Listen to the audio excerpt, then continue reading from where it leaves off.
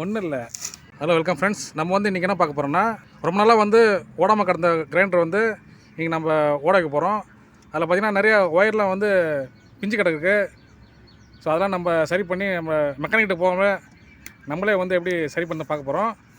ரொம்பவே வந்து ஈஸியான ஒர்க்கு தான் நம்ம பார்க்க போகிறோம்.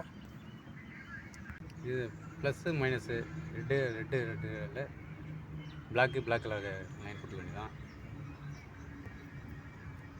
முடிச்சுட்டு டேப் அடிச்சிக்க வேண்டியதான்.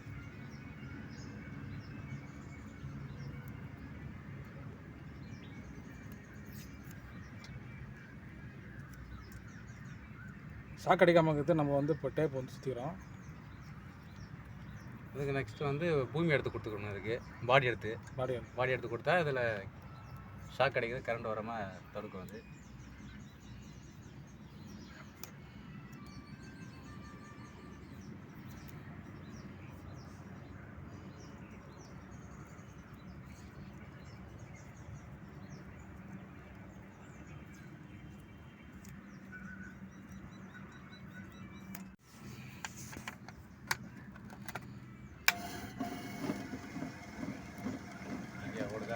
இப்போ வந்து கிரைண்டர் வந்து ஓடுது. ஆனால் வந்து இப்போ ஷாக் அடிக்குதான்னு தெரியல, அதை செக் பண்ணோம்.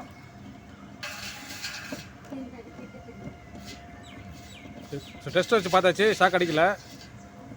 ஒயரிங் கரெக்டாக தான் இருக்குது. பாடி எடுத்து கொடுத்துக்கணும். பாடி எடுத்து ஸோ இங்கே கொடுத்துருக்காங்க பாருங்கள். இந்த பாடி எடுத்து வந்து நீங்கள் கொடுத்துட்டீங்கன்னா வந்து உங்களுக்கு ஷாக் எதுவும் வராது, உங்களுக்கு சேஃப்டியாக இருக்கும். ஸோ வந்து இப்போ கரெக்டாக ஓடுது. ஸோ ஃப்ரெண்ட்ஸ், உங்களுக்கு ஏதாவது டவுட் இருந்துச்சுன்னா நீங்கள் கமெண்ட் பண்ணுங்கள். உங்களுக்கு வந்து இந்த வீடியோ வந்து யூஸ்ஃபுல் இருந்துச்சுன்னா லைக் பண்ணுங்கள், ஷேர் பண்ணுங்கள். முக்கியமான சேனலுக்கு நீங்கள் புதுசாக சப்ஸ்கிரைப் பண்ணுங்கள் ஃப்ரெண்ட்ஸ். தேங்க்யூ. ஓட வைக்க போகிறோம். இப்போ மாரி தான்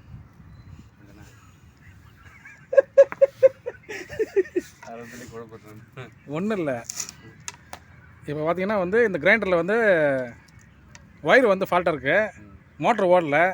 ஸோ அதை வந்து நம்ம எப்படி செலவு இல்லாமல் மெக்கானிக்கிட்ட போகாமல் நம்மளே வீட்டில் வந்து பேசுங்க. நான் அப்படியே பண்ணுறேன்.